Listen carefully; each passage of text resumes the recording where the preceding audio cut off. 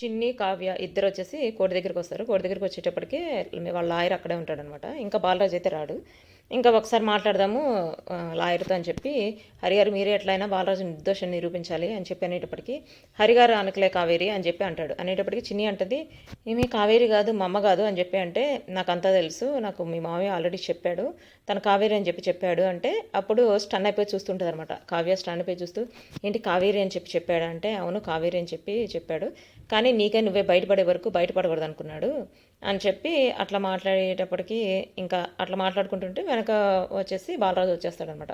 వ్యాన్లో వస్తాడు. వ్యాన్లో వచ్చేటప్పటికి తీసుకొస్తుంటే పోలీసులు తీసుకొస్తుంటారు బాలరాజుని. తీసుకొస్తుంటే ఇంకా చిన్ని వెళ్ళిపోయి హక్ చేసుకొని బాధపడుతుంది అనమాట. నాన్న నువ్వు ఎలా అన్నా నిర్దోషిగా బయటకు వస్తావు అని చెప్పి అంటుంటే, అప్పుడు పక్కన ఉన్న ఇన్స్పెక్టర్ అంటాడు, ఏంటి నిర్దోష బయటకు వచ్చేది, ఆల్రెడీ అక్కడ సాక్ష్యమే ఉంది, వీడియో సాక్ష్యమే ఉంది, 14 సంవత్సరాలు ఎలా అయినా పడుతుంది శిక్ష అని చెప్పి అనేటప్పటికి ఇంకా బాధపడిపోతూ ఉంటుంది చిన్ని.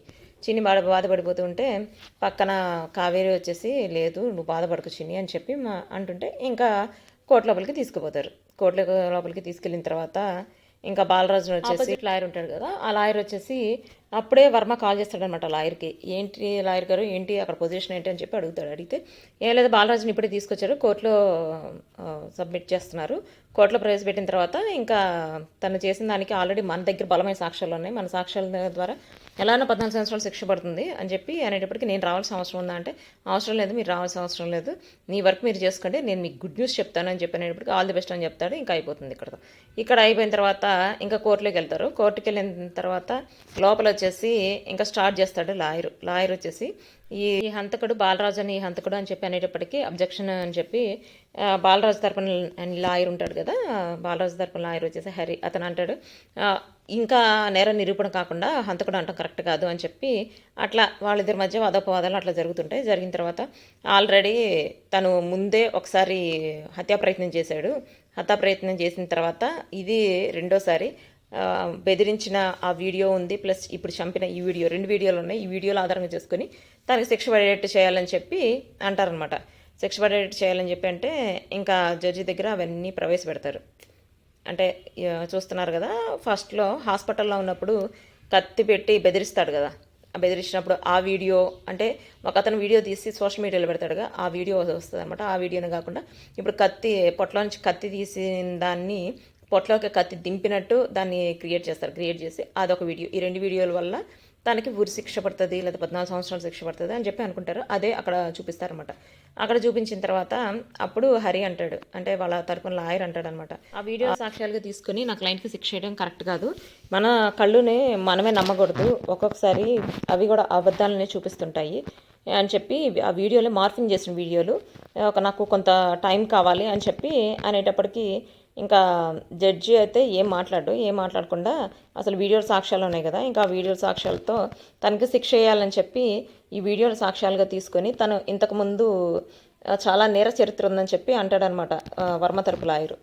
అతను అంటాడు, చాలా నేర చరిత్ర ఉంది, ఇంతకుముందు కిడ్నాప్లు చేశాడు, హత్యలు చేశాడు, చాలా చేశాడు, మరి ఇది చేయలేదంటానికి లేదు కదా అని చెప్పి అనేటప్పటికీ ఇంకా కావ్య లేచి నో తనకు హత్య చేయలేదని చెప్పి పెద్ద గరిసేటప్పటికి ఇంకా జడ్జి అంటాడు, మీరు రండి, వచ్చి ఏం చెప్పాలనుకుంటున్నారు బోన్లోకి వచ్చి చెప్పండి అని చెప్పి బోన్లోకి వచ్చి కావ్య అంటదనమాట, నా పేరు ఉష, నేను టీచర్గా చేస్తున్నాను, ఇట్లా పీటీ టీచర్గా చేస్తున్నాను, ఆ స్కూల్లోనే తను పిల్లల్ని ఆటోలో తీసుకొస్తూ ఉంటాడు, అక్కడ స్కూల్ పిల్లలు అందరూ కూడా తను చాలా మంచివాడు అని చెప్పారు, అంతేకాకుండా చాలామందికి చాలా హెల్ప్ చేస్తాడు, ఆ హెల్ప్ కూడా పక్కన వాళ్ళకి తెలియకుండా హెల్ప్ చేస్తాడు, అంత మంచోడు, ఇంతకుముందు ఏమో తెలియదు, నాకు తెలిసినప్పటి నుంచి అయితే తను చాలా మంచోడు, తను హత్య చేయలేదు, చేసి ఉండే టైప్ కాదు అని చెప్పి కూడా చెప్తుంది అనమాట. చెప్పేటప్పటికీ అక్కడ లాయర్ ఉంటాడు కదా, వర్మ లాయర్ లేచి, మీరు చేయలేదు అన్నంత మాత్రాన చేయకుండా కూడా మీరు నమ్మినంత మాత్రాన అందరు నమ్మరు, అందరికీ తెలుసు తనే హత్య చేశాడని చెప్పి అనేటప్పటికీ, లేదు నేను నమ్ముతానని చెప్పి కూతురు లేచి, మా నాన్న హత్య చేయలేదు నేను నమ్ముతున్నాను అని చెప్పి అనేటప్పటికీ, చూడమ్మా నువ్వేమైనా చెప్పాలనుకుంటే బోన్లోకి వచ్చి చెప్పని చెప్పి జడ్జి అంటాడు.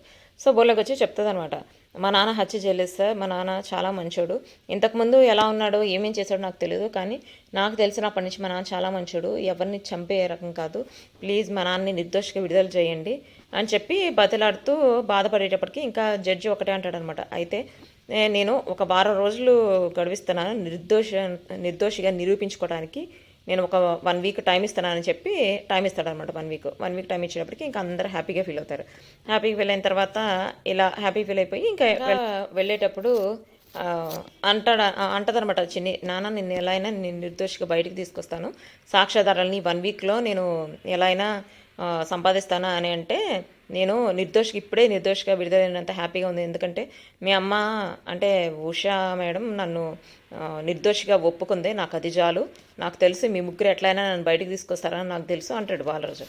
అనేటప్పటికి ఇంకా అందరూ ముగ్గురు, లాయరు, చిన్ని, ఉష, ఇంకా ముగ్గురు వెళ్ళిపోతారన్నమాట అక్కడి నుంచి. వెళ్ళిపోయేటప్పుడు ఇంకొక వైపు ఏమో వర్మ, నాగవల్లి ఇద్దరు కలిసి వెహికల్ వెళ్తుంటారు. వెహికల్ వెళ్తూ కరెక్ట్గా వీళ్ళు వెళ్ళే వెహికల్కి వాళ్ళు ఇచ్చి డాష్ ఇస్తారు అన్నమాట. చేస్తే వెంటనే చిన్ని కింద దిగి, అమ్మ నీకేం అవ్వలేదు కదా అని చెప్పి అప్పుడు అట్లా మాట్లాడుతుంటే అప్పుడే వర్మ దిగుతాడు. వర్మ దిగి, చిన్ని మీరా ఏంటి ఏం అవ్వలేదు కదా అంటే, ఏం అవ్వలేదు అంకుల్ అని చెప్పి అంటే, పక్క నుంచి నాగవల్లి ఉందిగా, నాగవల్లి అంటది, అవును ఏంటి నువ్వు ఇప్పుడు మీ అత్త దగ్గర ఉండట్లేదంటగా అంటే, అవును ఉండట్లేదు అని చెప్పి అంటది. అంటే అంటే అయ్యో పాపం ఇప్పుడు నువ్వు అనాథరణాలయంలో ఉంటున్నావా అయితే అని చెప్పి మాట్లాడుతూ, అయినా ఎందుకు అనాథరణాలయంలో ఉండటం, నువ్వు మంచిగా మా ఇంటికి వచ్చేసేయి, నీకు ఇప్పుడు తల్లి లేదు, తండ్రేమో జైల్లో ఉన్నాడు, అనాథలాగా నువ్వు ఉండటం ఎందుకు, మా ఇంటికి వచ్చేస్తే మహితో పాటు నువ్వు స్కూల్కి వెళ్ళొచ్చు, మంచిగా ఆడుకోవచ్చు అని చెప్పి అంటదనమాట.